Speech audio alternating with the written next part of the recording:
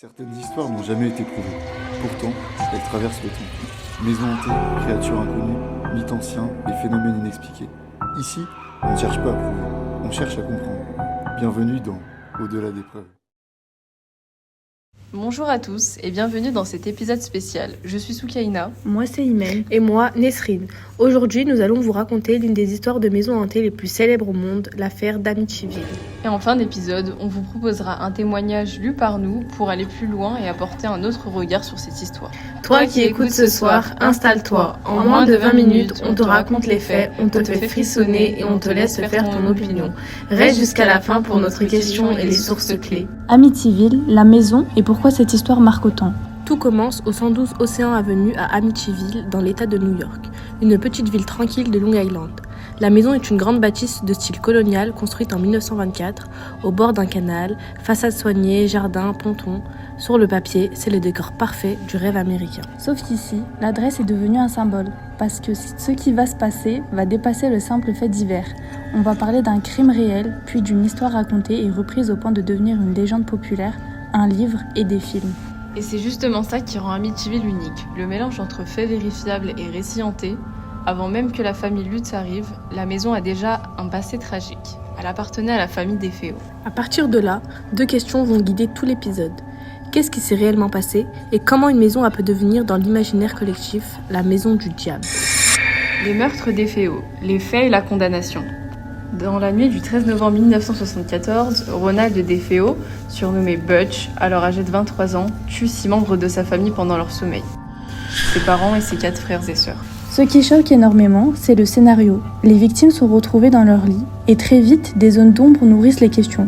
Comment les coups de feu ont-ils pu passer inaperçus et pourquoi personne ne s'est réveillé? DeFeo est arrêté. Au fil des versions, il accuse d'abord un tueur, puis il finit par reconnaître sa responsabilité en affirmant qu'il entendait des voix. Et là, on clarifie un point important. DeFeo est condamné à la réclusion à perpétuité. L'arrivée de la famille Lutz. Un an plus tard, en décembre 1975, George et Kathy Lutz emménagent dans cette maison avec leurs 3 enfants. Ils l'ont achetée à un prix très bas, bien conscients de son passé sombre.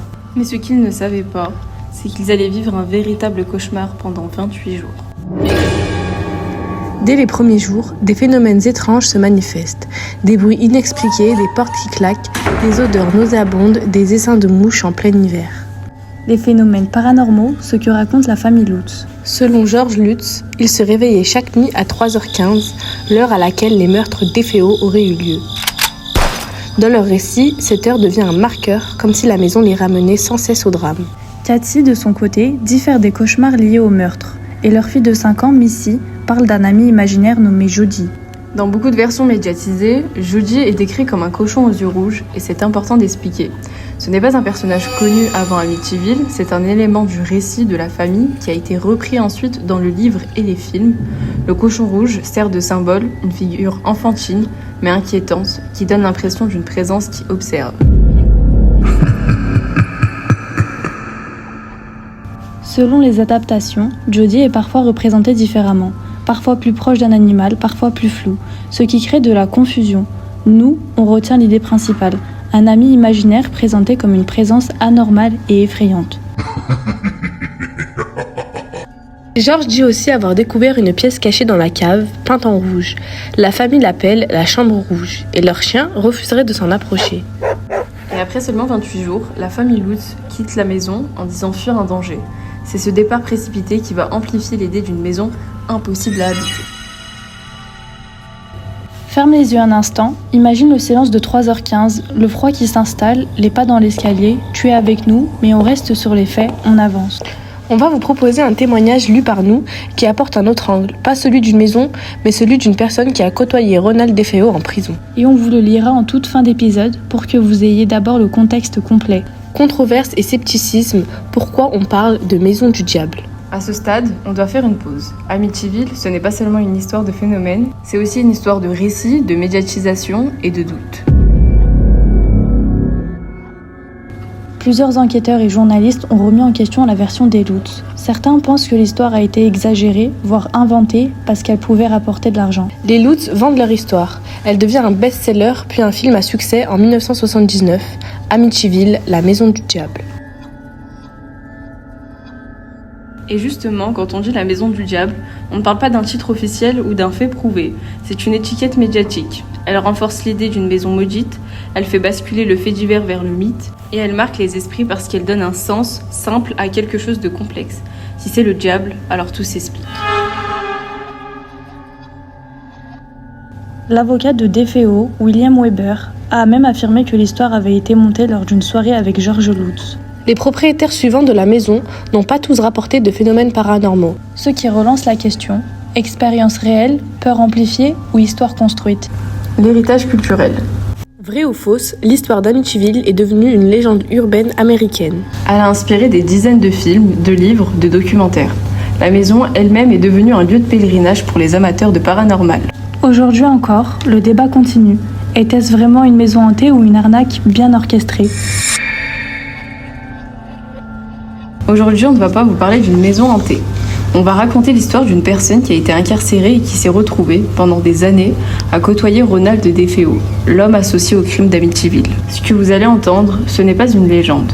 C'est un témoignage de prison, une proximité imposée, des conversations et des versions qui changent. La routine et la rencontre. Le codétenu de Ronald DeFeo raconte que c'est une période de sa vie qu'il n'aurait jamais imaginé vivre.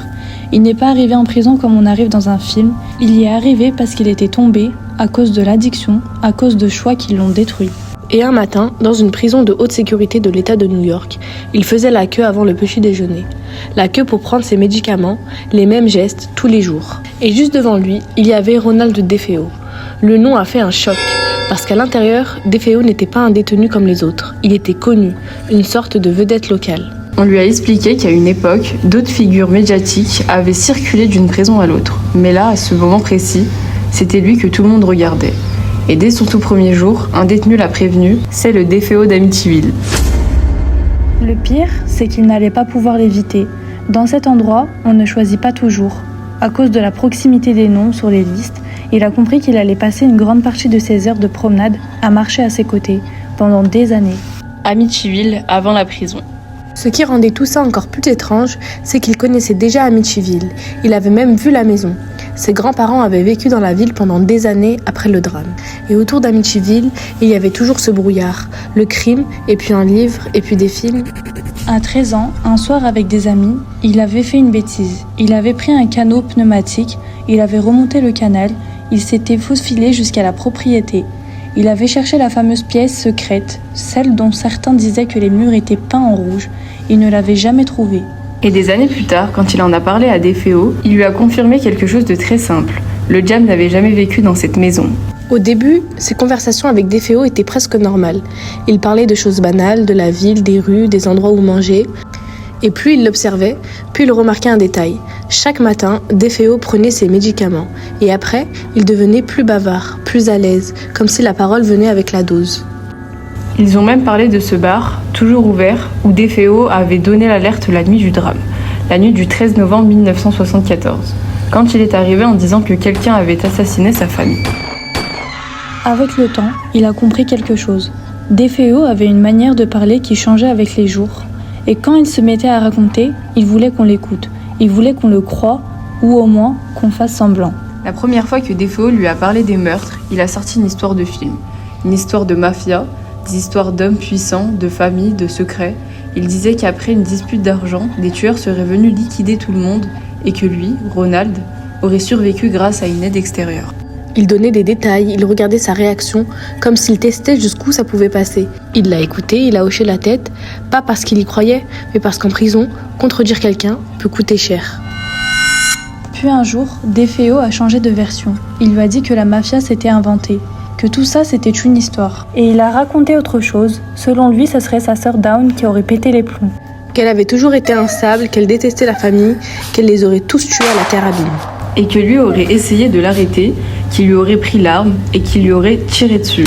Encore une fois, il a fait ce que beaucoup font pour survivre, il est resté neutre. Parce que dire « je ne te crois pas » peut être plus dangereux que n'importe quelle insulte, et acquiescer, parfois, c'est juste une façon de rester en vie. La proximité qui s'installe. Les années passaient, les médicaments aussi, et plus DeFeo en prenait, plus il devenait loquace. Et plus le témoin sentait qu'il se rapprochait, comme si Déféo le considérait petit à petit comme un ami. Lui, il se contentait de rester à la surface, de parler météo, routine, banalité, de garder la conversation au niveau de l'eau, parce que dans cet endroit, un mot de trop peut rester collé à votre peau. Et puis, il y a eu un moment où Déféo n'a plus joué. Plus de grands scénarios, plus d'histoires prêtes à vendre. Un jour, Déféo l'a regardé d'une façon qu'il n'oublierait jamais. Et il a marmonné que ses parents étaient des monstres, qu'il l'avait humilié, qu'entre tous les enfants, lui, c'était le pestiféré. Et Déféo a lâché cette phrase, presque calmement, qu'il avait mérité ce qui leur était arrivé. Et plus tard, Déféo est allé encore plus loin.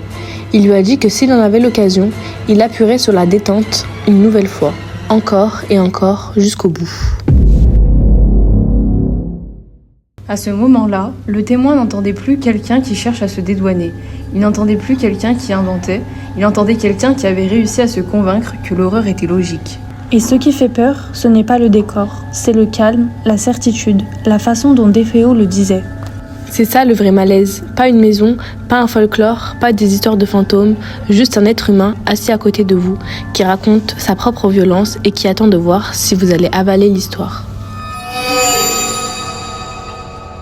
Quand on dit Amityville, beaucoup pensent à une maison devenue un décor, mais au centre, il y a des victimes, il y a des proches, et il y a aussi ceux qui un jour se sont retrouvés à devoir vivre tout près de ce nom. Si on raconte ce témoignage, ce n'est pas pour alimenter une fascination, c'est pour remettre la réalité au centre, parce qu'avant les films, avant la légende, il y a eu un crime, et après, il y a ce que les gens portent. Avant de conclure, on veut vous laisser avec une idée simple.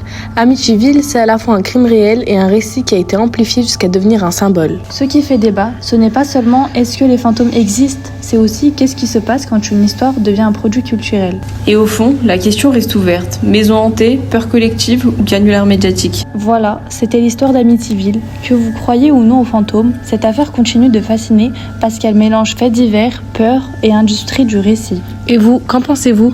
Vraie maison hantée, peur amplifiée ou canular médiatique? Si l'épisode t'a plu, abonne-toi sur Spotify ou YouTube et partage en story. Ta réponse à la question finale nous aide à choisir le prochain mystère. Vous aimez l'épisode? Soutenez le podcast Au-delà des preuves avec un like, un commentaire ou 5 étoiles. Et abonnez-vous pour découvrir les prochains récits. D'autres épisodes sont déjà disponibles. À bientôt!